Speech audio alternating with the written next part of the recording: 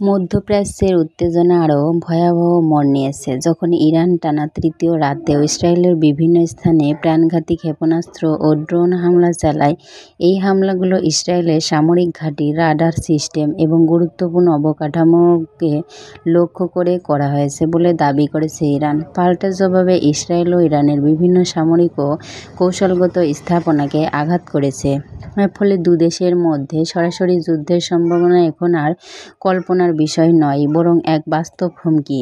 Iran জানিয়েছে এই হামলাগুলো তাদের জাতীয় নিরাপত্তা ও আত্মরক্ষার অংশ, যা ইসরায়েলের আগ্রাসনের প্রতিশোধ হিসেবে চালানো হচ্ছে।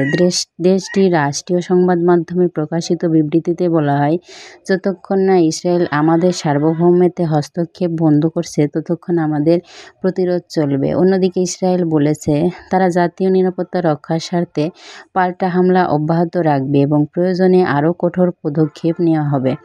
এই পাল্টাপাল্টি আক্রমণে দুই পক্ষেই বেসামরিক হতাহতের খবর পাওয়া গেছে, যা সাধারণ জনগণের মধ্যে ব্যাপক আতঙ্ক ছড়িয়ে দিয়েছে। বিশ্লেষকরা বলছেন, এই সংঘর্ষ আর সীমিত পর্যায়ে নেই, এটি এখন এমন এক মাত্রায় পৌঁছেছে যেখানে আঞ্চলিক যুদ্ধের ঝুঁকি খুবই বেশি। লেবানন, সিরিয়া ও গাজা উপত্যকার মিলিশিয়ারা ইতিমধ্যে এই সংঘাতে ইরানের পক্ষে সক্রিয় হয়ে উঠেছে, যা পরিস্থিতিকে আরও জটিল করে তুলেছে।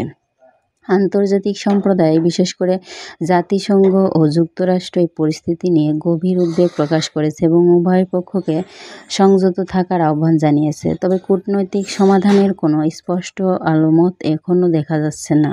এই প্রেক্ষাপটে মধ্যপ্রাচ্য এখন এক বিস্ফোরণমুক্ত অঞ্চলে পরিণত হয়েছে, যেখানে প্রতিটি রাত মানে নতুন রক্তপাত, ধ্বংস আর অনিশ্চয়তা।